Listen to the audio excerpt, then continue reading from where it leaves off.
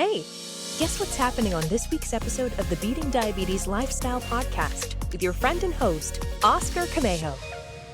You know, there are times when I just sit back and I just think, man, what could I have done differently to turn my life around? What could I have done early enough to prevent high blood pressure, high cholesterol, pre-diabetes, and eventually type 2 diabetes?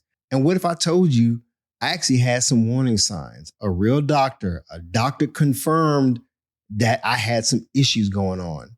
You know, my health was heading in the wrong direction, folks, but I didn't do enough about it. I don't know where you are in your health journey, but you know what? For years, I kept telling myself that, I'll get to it. I'll change my diet, every few months or whatnot. I started exercising when things started to slow down. You know how we all do. I would go to the doctors only when something was going on.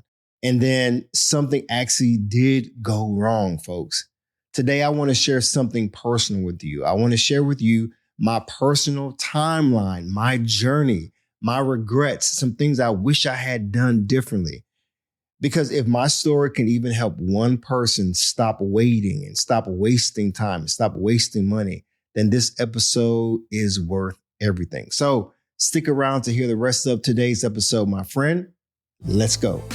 Be sure to visit the website at www.beatingdiabetieslifestyle.com for access to free resources and other information that will help you along your journey. If you would like to submit a question or a comment about the show or to learn more about the Beating Diabetes Lifestyle, you can always email me at hello@beatingdiabetieslifestyle.com.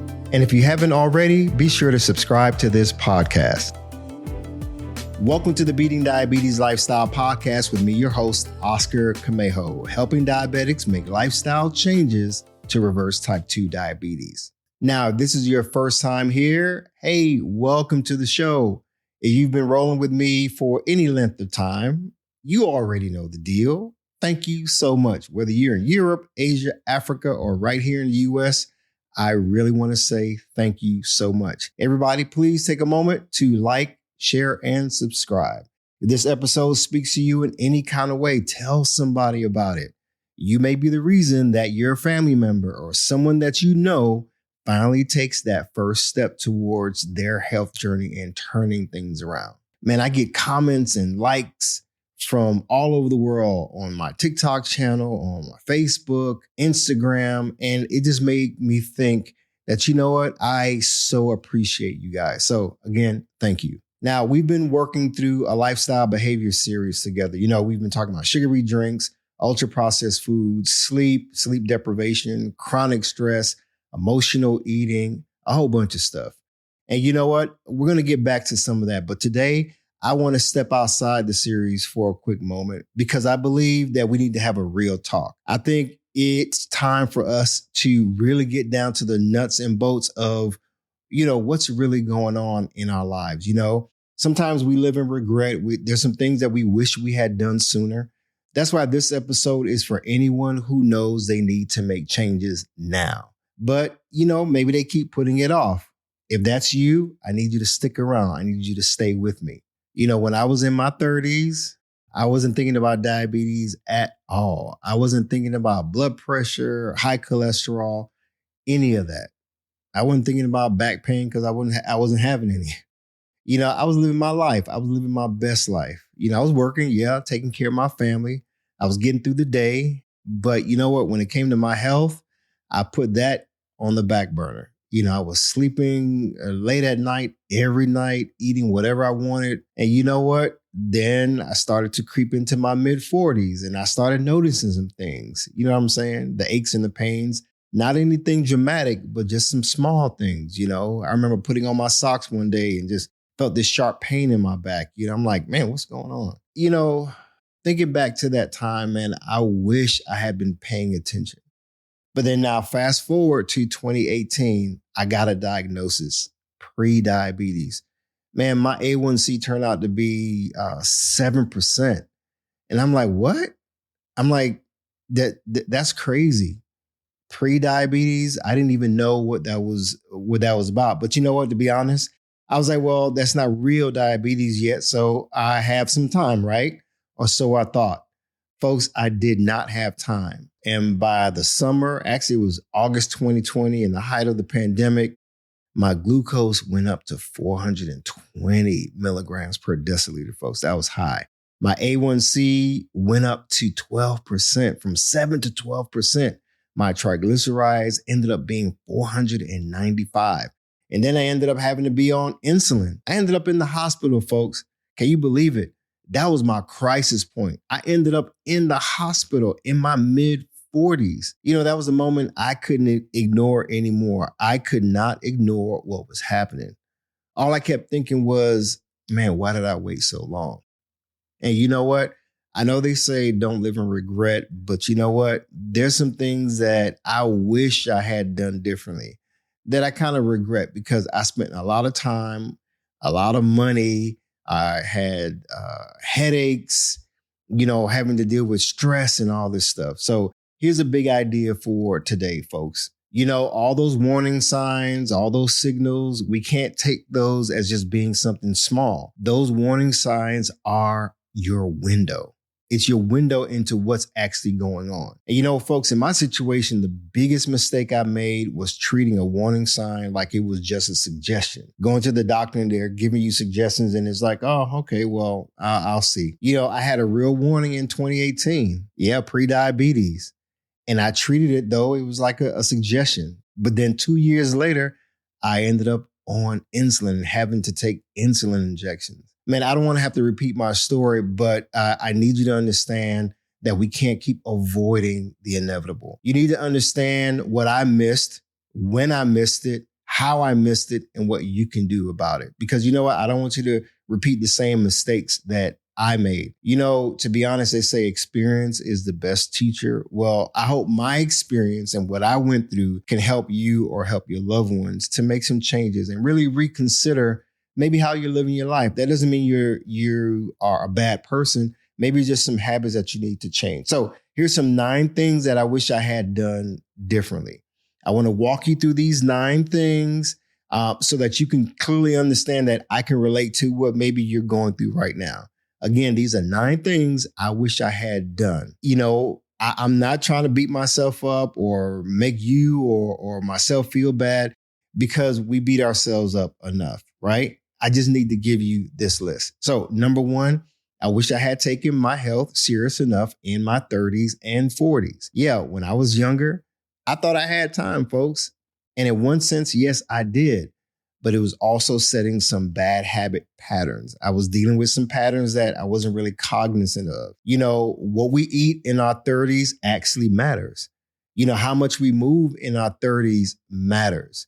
Whether you go to the doctor in your 30s, yeah, it matters. Because by the time, I hit my 40s, my health started to decline, and I didn't even realize it. I didn't realize what was coming. I didn't see it coming because I was not paying attention. Now, you may not be in your 30s, right? You may be in your 40s. And this is a perfect opportunity for you to hear me loud and clear. Folks, I get it. If you are in your 40s right now, or even in your 50s, it's not too late for you to make some changes. You know what? If you know someone who's in their 40s or 30s, this is a good opportunity for them to make some changes as well. Now, number 2, I wish I had focused on my fitness and actually stuck with it. Now, here's what I want to be clear about. I'm not talking about spending 4 hours in the gym. No, I'm not talking about an intense program that costs a lot of money or even having a perfect routine. I'm talking about consistency when it comes to your fitness and your physical health. When we move our body regularly, that makes a big difference. I'm talking about building a fitness lifestyle before things go bad. Because here's the truth. The foundation I could have built in my 30s and in my early 40s would have made a big difference. It would have made everything that came later much easier to handle and manage. Now, folks, when it comes to fitness, Oscar's not saying go to the extreme. You just have to show up. Now let's move on to number 3. I wish I had learned the value of strength training a lot earlier. I'm not talking about being muscle bound, but strength training is a big one, folks. And I don't think enough people talk about strength training enough. Ladies may think, oh, I don't want to build muscle. But you know what? Muscle is not just about looking a certain way. Muscle is about being metabolically active. And it's about building strength and maintaining your strength, especially as we get older.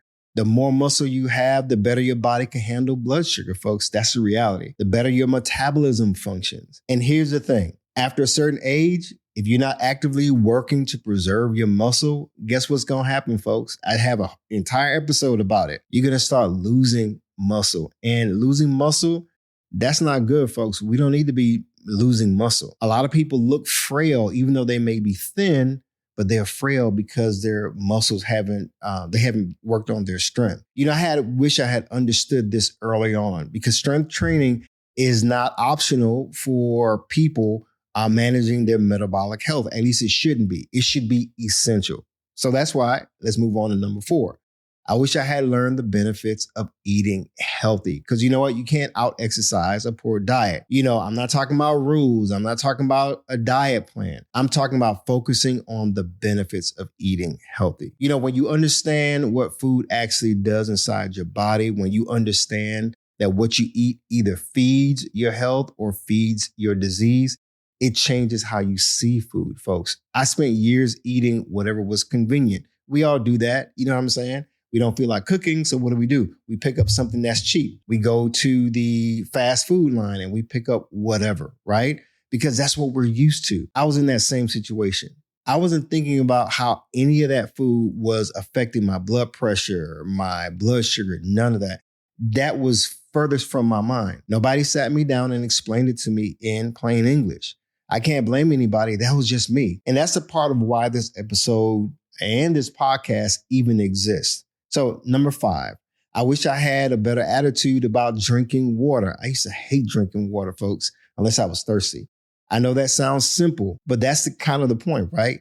It's not that I was a water drinker. No, I was not a drinker of water at all. I drank other things like soda, sugary drinks like sweet tea, lemonade mixed with sweet tea, power.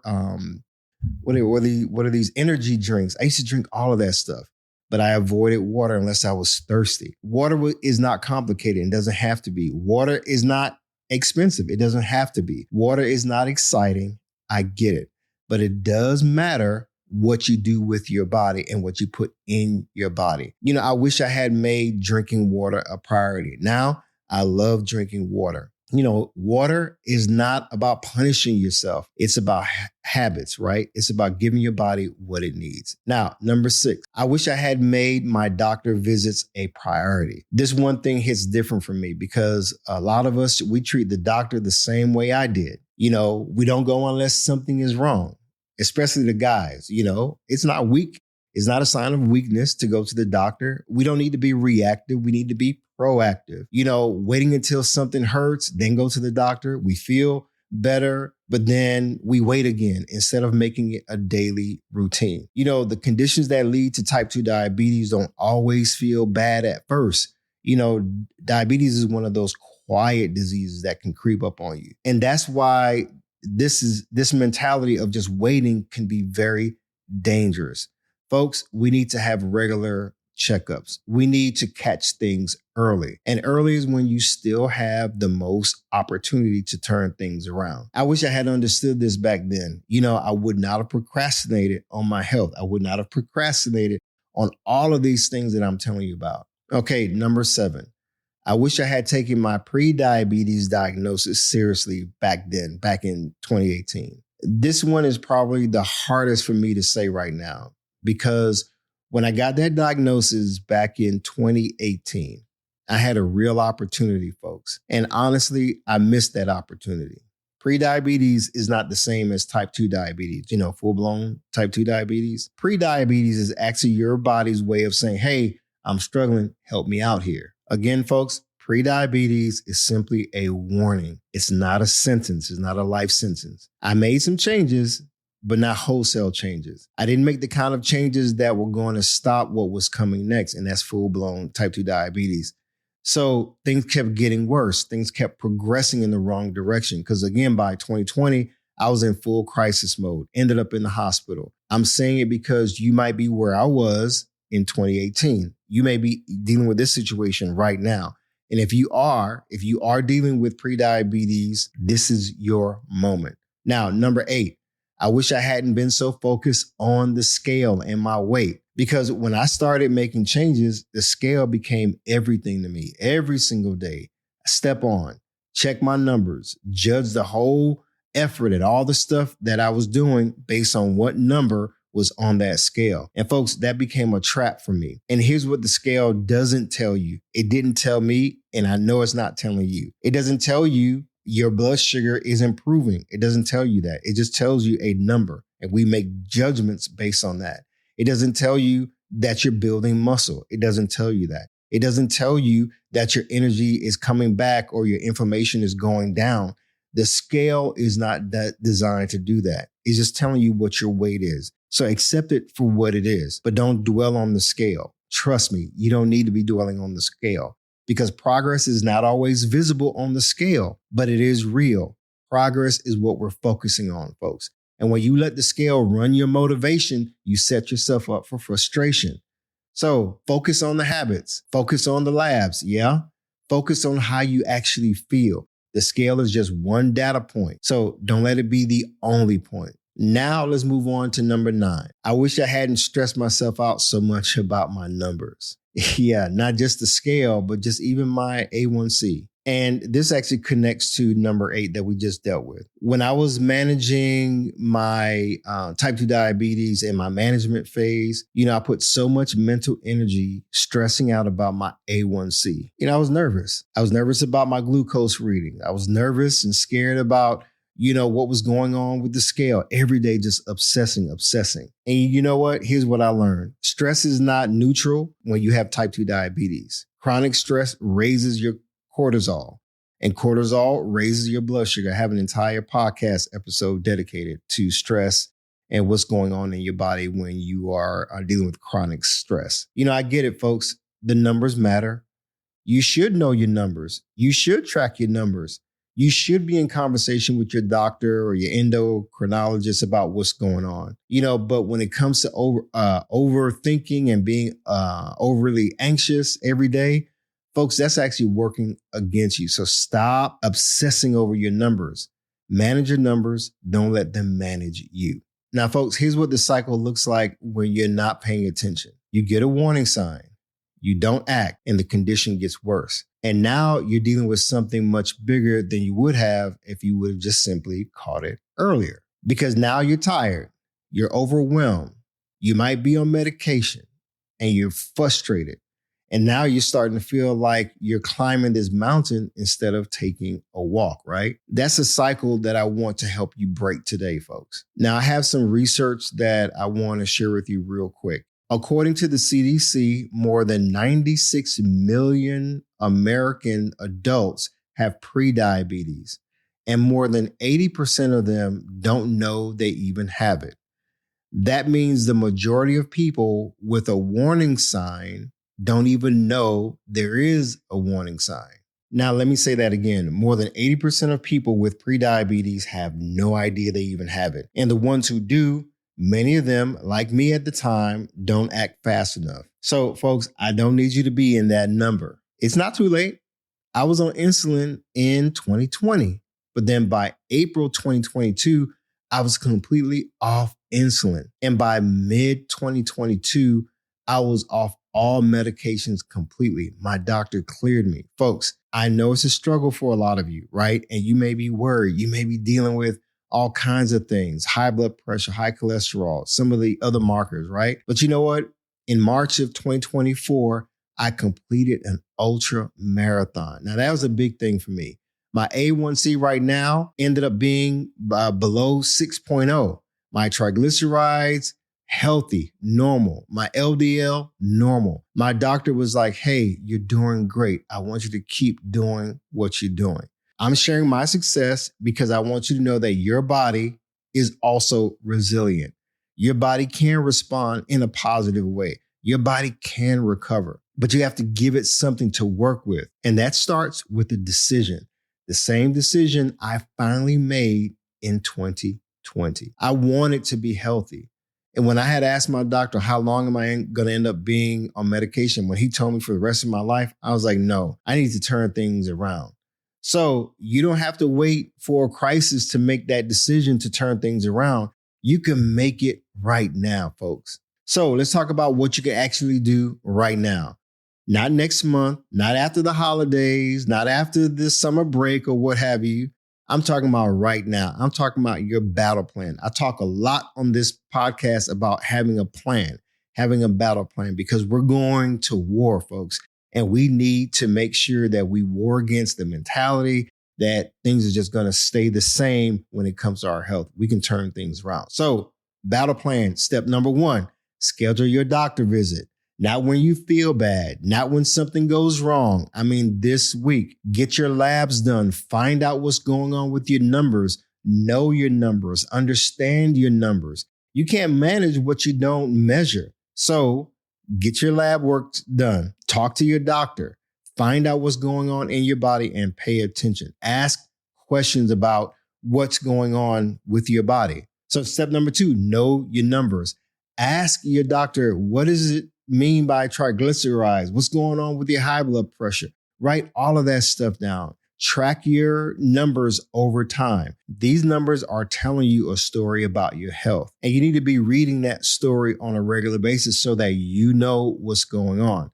Again, get a journal, write that stuff down. If you have to dictate it in your phone, write it down. Step number 3, start with one food that you can swap out. I'm not talking about an entire overhaul, not a complete diet change, just one thing to swap. Trade that soda, for water. We talked about water earlier. Swap one thing, because that one thing can lead to 2. Then 2 things that you swap can lead to something else. And then before you know it, those lifestyle habits that you are breaking are going to improve. You're going to take on new habits. So step number 4, move your body. Now, I don't care if it's a 10-minute walk around the block after you have your dinner. Start somewhere.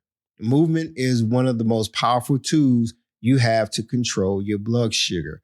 So why not use it? It doesn't cost you anything to walk. It doesn't cost you anything to move better. I'm not talking about going into the gym and being in the gym for 2-3 hours. Take 10 minutes a day, and that'll lead to 30 minutes. You understand what I'm saying? So step number 5, tell somebody what you're working on. Having the support of your family and friends, it can go a long way. I wish I had that support system when I was going through my crisis back in the day. Because you know what? Accountability changes everything. Have enough courage, have enough confidence to tell them what's going on. You're not meant to go through this alone, folks. Trust me. And sometimes you may be kind of anxious about telling your loved ones because you don't want your spouse or your girlfriend or your husband to feel like, you're a failure or you're weak or whatever. Folks, it's important for you to lean on those around you because you know what? I wish I had done more and I wish I had done it sooner, but I can't go back. Neither can you. Our support systems matter, but if you don't have one, that's okay.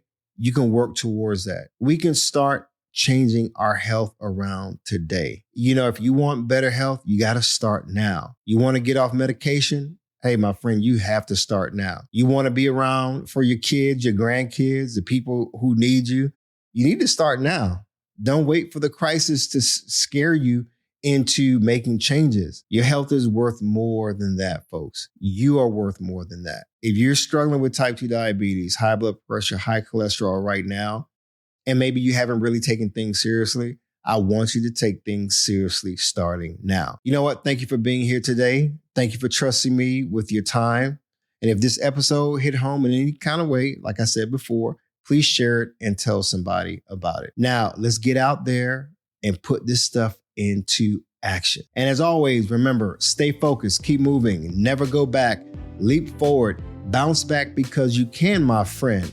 And above all else, trust God. You got this. I believe in you. Hi, everyone. Thank you for tuning in to the Beating Diabetes Lifestyle Podcast with Oscar Camejo. We hope you enjoyed this episode. As a reminder, this podcast is intended for motivational and educational purposes only. It is not a substitute for professional care by a physician or other healthcare professional or qualified fitness instructor. This podcast is provided on the understanding that it does not constitute medical or professional advice or services. If you're looking for help on your journey, seek a qualified medical practitioner. It's important that you utilize someone who is a trained, licensed healthcare professional who can help you on your journey toward good health.